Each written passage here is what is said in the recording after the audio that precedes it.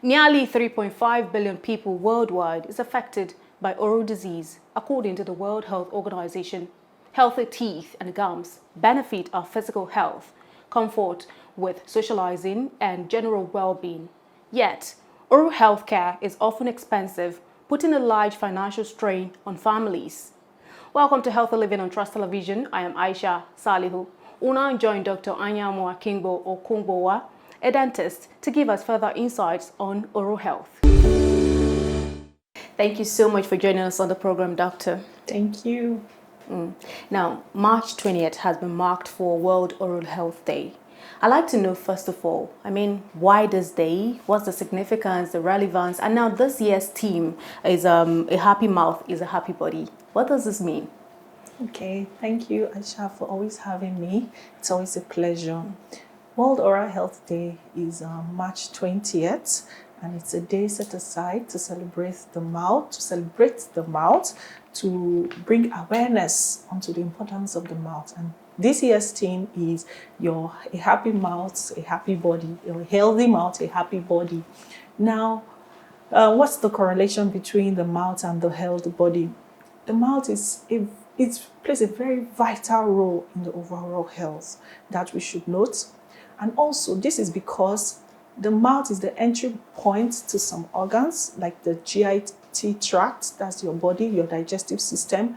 And it's also an entry point, it has an entry point to the lungs, your breathing system, right? Your respiratory system. Now, the mouth also contains lots of bacteria. Now, these bacteria, on a normal day, it's okay, they're happy, they're in the mouth, they don't have a problem, they are in their zone, right? It doesn't affect the body. But if these bacteria are not controlled or minimized or reduced and they are left to proliferate, to increase, they can move from the mouth into other parts of the body, like the lungs, and lead to some diseases, or into the GIT, which is the gastrointestinal tract, and lead to some diseases. And also, they can get into the bloodstream and cause infection of the heart.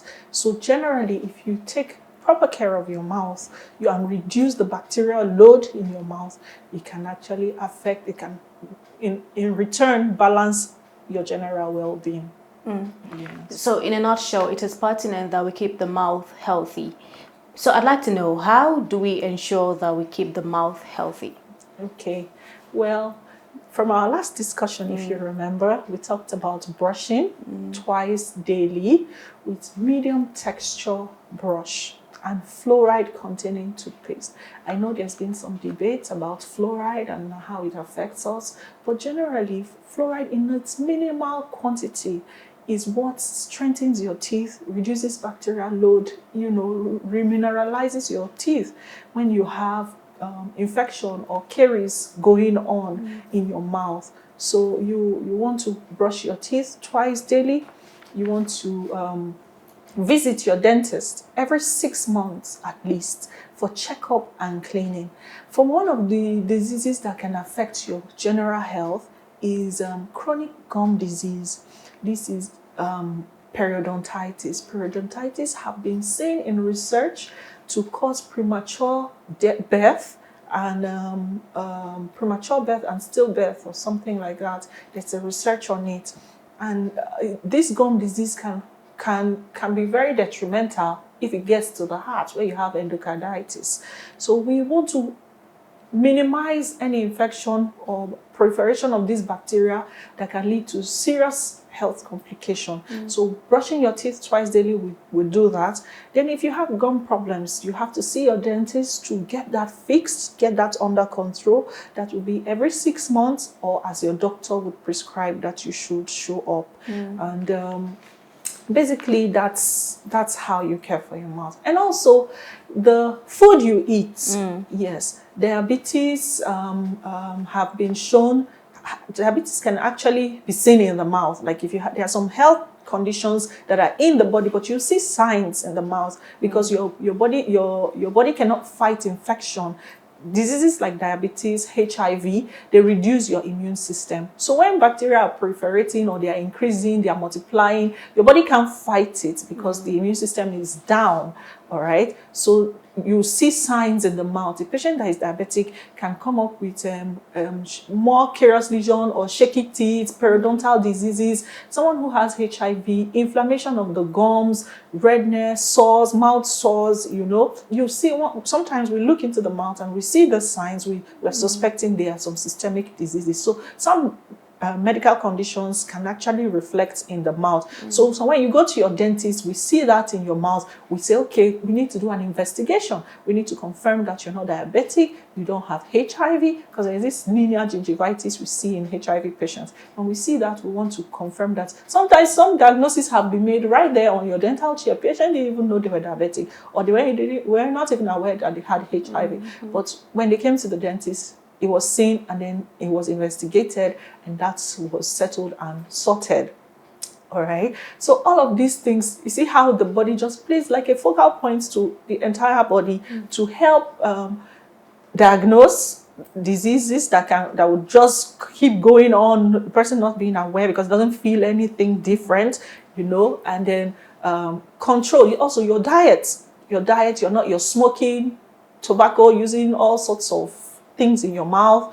You can get oral cancers, you know, and if you eat well, you eat fruits, vegetables, you stay healthy. Okay. You can imagine how important the mouth is. If you don't have good oral health, or you don't have strong teeth, you can't chew your vegetables, you don't eat properly, you'll be malnourished, and then that can lead to a whole lot of mess up in your body. Yes. Now, you have stated a lot of facts here, and now I'm very particular. We'll go over to the other diseases that you mentioned, but I'm very particular about the chronic gum disease that you mentioned earlier, because we have seen cases where a lot of people do not even really know how to properly care for their gum, not the teeth now. Yes. Now, I'd like to know, what practices do people indulge in that bring about this chronic gum diseases? All right, thank you for that question. Because in fact, in recent times, I saw a patient, my dear patient, who I had to convince to just sit on my chair. Some patients have had terrible dental experiences before, so they get scared of coming to the dentist and thereby neglect their oral health. So negligence is one. They neglect their oral health. They are aware of their need to see the dentist, but they are scared because the dentist are probably messed up, or they didn't have a pleasant experience. It was painful or something like that. So it just scares them. And in fact, sometimes media makes it look like going to the dentist is hell. You know, even in cartoons, you see that dentist is like a nightmare or a terror, which is not good communication, because early detection would actually prevent a whole lot of problems. So in oral gum disease, negligence plays a very important role, and fear, which comes from fear of the dentist, that's one. Practices, say for example, toothpicking. We all eat fibrous food in this part of the world, which is good. And then we like meats, which is good. But when you now have a gum disease and you don't have it sorted out, and it's like a vicious circle. The chewing gets food stuck in your teeth, and then you use toothpick trying to bring it out, and thereby inadvertently pushing in more food debris between your gum and your bone, between your gum, your teeth, and your bone, and then introducing bacteria that shouldn't be that deep, getting them in there, and they further destroy your gum tissue. You know, it just makes a mess of it. It now moves on to a chronic periodontal problem. So toothpicking, one. Negligence, two. Toothpicking comes under improper practices. So we need you to stop toothpicking. We need you to stop stop the fear. See your dentist. If you have any treatment that needs to be done, you explain your cares, your fears to your doctor, and they will approach it from that angle, so that, first of all, we need a cooperative patient. Because if your patient is afraid and is not willing to do your instructions, the problem is not going to go away, because they are doing the things that you don't want them to do, and then the problem keeps being there, and then the patient is complaining that I'm not seeing results, whereas they're not doing your instructions. Okay, so you want to carry the patient along as a dentist, so that the patient can adhere to those instructions and stop the bad habits. One, bad habits of tooth picking. Tooth picking is a major culprit in chronic gum disease, and then negligence. Awareness and taking away the fear would really go a long way in solving that problem. Earlier, you talked about consuming healthy food, vegetables, fruits. I'd like to know the role that water plays, because water cannot be taken out of the equation, especially when it comes to our health, whether be it the oral health or any other part of the body. Okay, water is life, like they say, right? Water is life. Water is very important, as well as your saliva, because saliva contains a lot of water. Okay. Now, when we say water here, let's look at saliva. We need you as a patient, we need a patient to have proper saliva flow. Some people say, oh, they have salivation problem. We like it because it actually helps cleanse the teeth. It helps move bacteria. It helps move food debris on the teeth surface. So if your saliva flow is sufficient, we are happy. You take water to buffer. Okay, say for example, there's something called a Stefan curve. Now, when you take something sweet, the pH of your mouth suddenly goes down. All right, your mouth becomes acidic. Now, your saliva buffers it up to try and bring it back to the neutral level. Okay. Yes. So if you have a bottle of Coke and you keep sipping it for like 30 minutes, you are consistently bringing down the pH of your mouth, making it more acidic for a long period of time, and making your teeth susceptible to destruction or damage. All right. So you're not giving your body time or saliva time to swish around the mouth and flush it and buffer it back to basic or neutral, so that your mouth doesn't get damaged. So that's where water comes in. You take your Coke, you take water, we're happy. But if you take your Coke and you're sipping one bottle of Coke for like 1 hour, 2 hours, you're causing more damage to your teeth than you would the enjoyment you are having from it. All right. So water is very important because it helps cleanse the mouth. It helps get the food moving, get the bacteria reduced. So plays a very important role. Okay, now this now brings me to the role of saliva, because you have talked about it. Yeah. But then again, I know that for people with mouth odor, I think saliva also kind of contributes. So if you're saying it is healthy for one to have perhaps maybe sufficient amount of saliva in the mouth because it helps to move the food particles in the teeth and all that. So I'd like to know, how come somehow, I just want to know the relationship between this mouth odor, saliva, and all of that bacteria that just leads to this terrible odor coming out from one's mouth. Okay. Your saliva cannot be the cause of your halitosis. All right. We talked about halitosis one time. Right. Halitosis can be caused by maybe gum disease, plaque in calculus, tooth decay, but not really from your saliva. So that's why in cases where a person usually would sit at his desk and not eat for a long time, not talk, we know that when you talk, you have more saliva flow. When you don't talk, you don't have enough saliva flow. That's why your mouth stays closed and there's not enough saliva flow to get things moving. You have halitosis. So we say, drink water. Since you're not talking to anybody, you are focused on your desk and typing on your computer, why not take water to move things? All right. So saliva can cause halitosis, tooth decay, gum disease, intraoral causes, extraoral causes can cause the mouth odor. But saliva helps things move. Saliva is a good thing. We like saliva, like I said. In fact, sometimes we even give substitutes for saliva or xylitol to help move things. So you chew on xylitol gum. Yes, we do that. Okay, so earlier you talked about that's regarding cleaning of the teeth. Now you talked about brushing the teeth, and you also mentioned how one should use a toothpaste that contains fluoride, a minimum amount of fluoride, because we know the dangers of fluoride.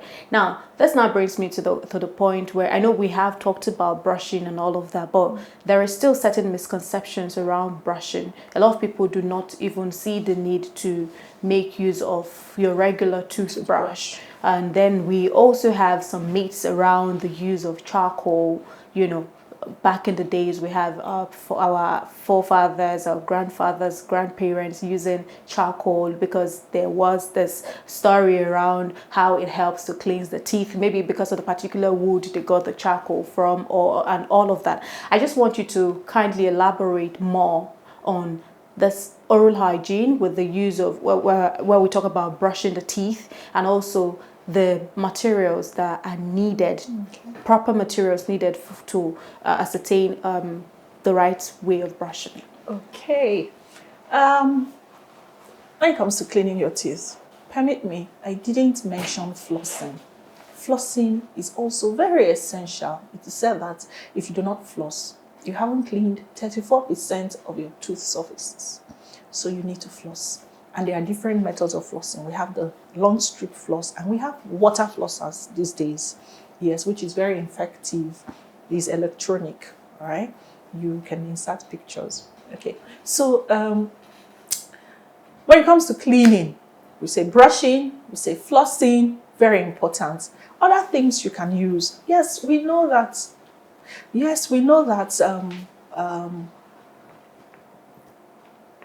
not many people have access to brushes, even though it's very cheap. Or even if they do, they don't have the right kind of brush. There is the right kind of brush and there is the wrong kind of brush. There are people, if you see someone selling brush, it says it's soft, but it's a very hard brush. You don't need a hard brush, first of all. You need a medium texture brush, medium to soft, depending on what health we are managing, the stage you are in your gingivitis that we are managing. All right. So we have medium to soft texture brushes, and that's what is important. And then your floss, water flosser or thread flosser. Now we know not people have appropriate kind of brush, or they don't even have brushes. So yes, we say you can use your chewing stick.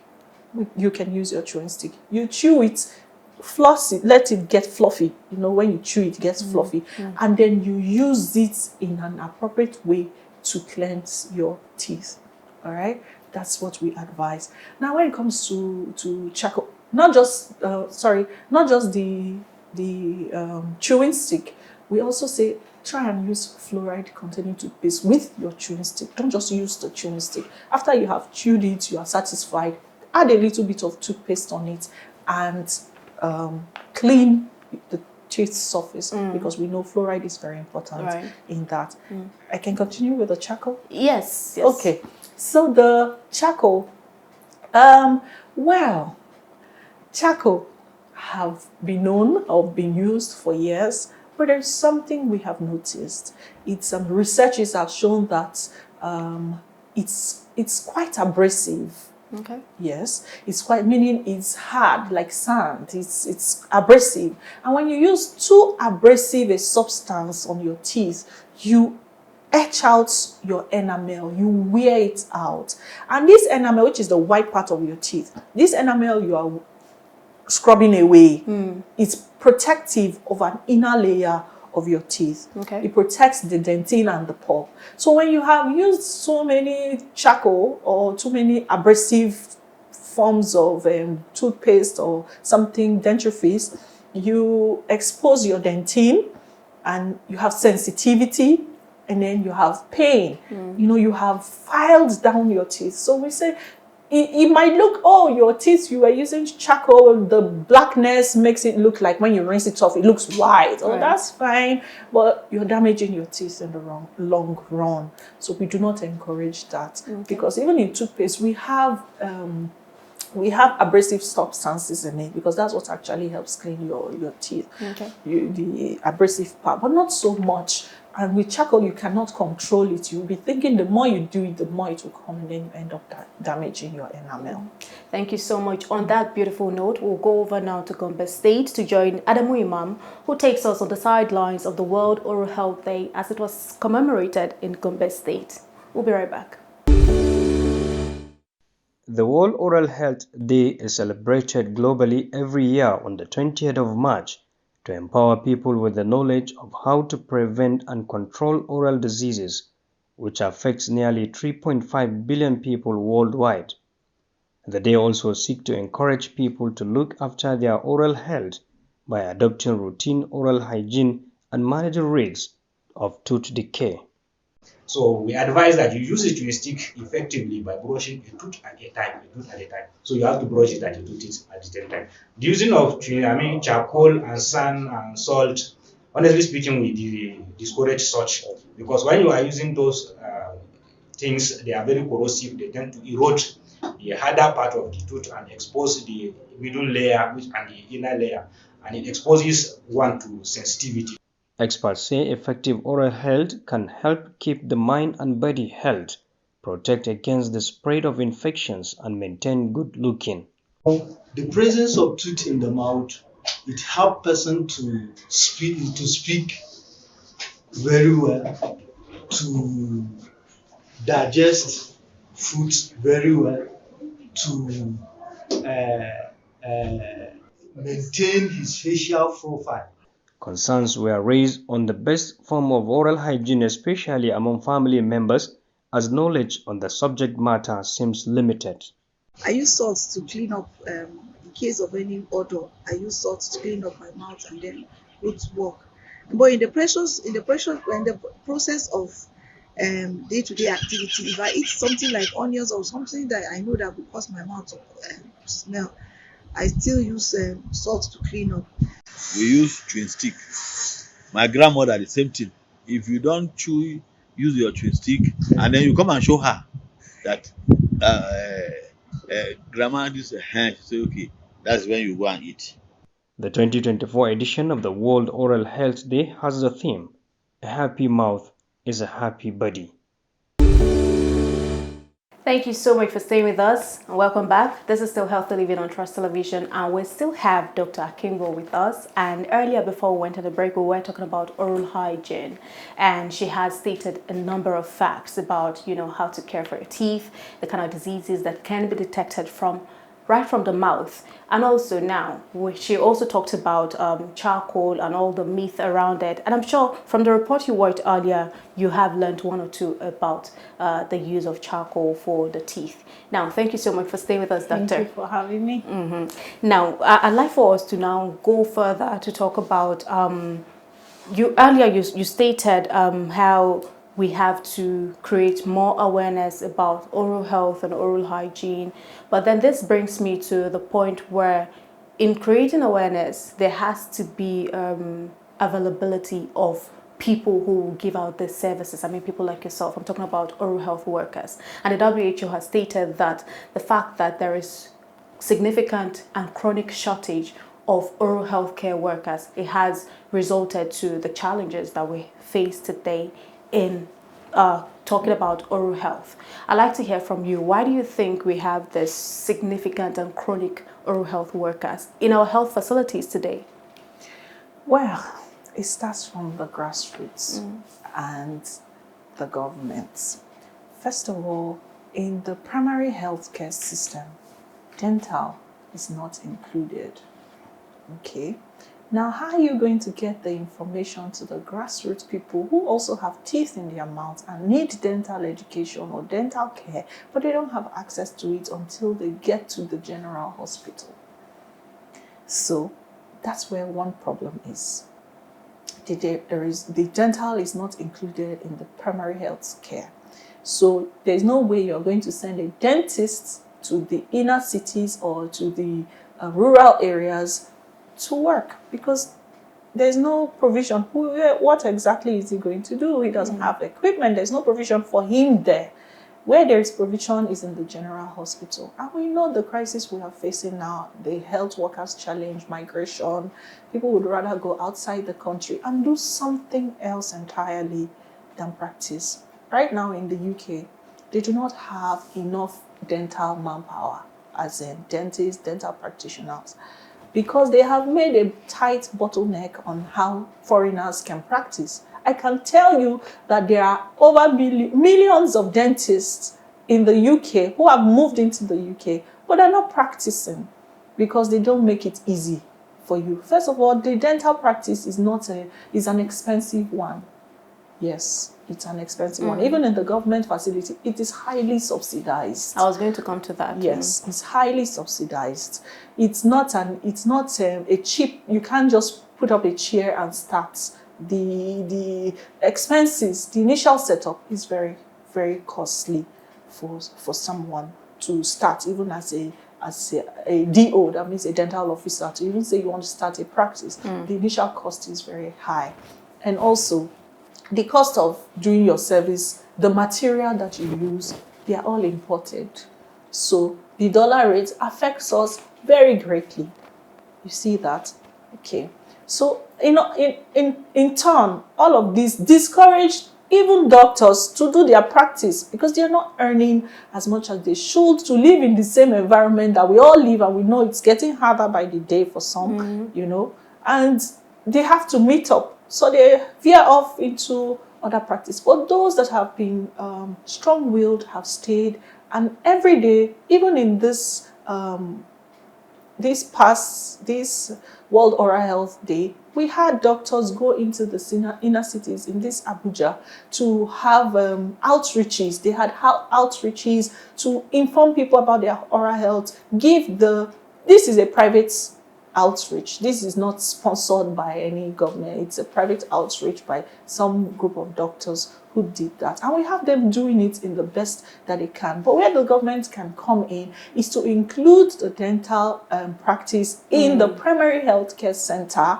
and kindly help equip the general centers and private, maybe come up with SMEs, small scale fundings for people that are willing to open dental practices, a way that they can get loans and pay them off gently, And, all of this would help boost the economy in the long run, and then in turn serve the community, serve the nation.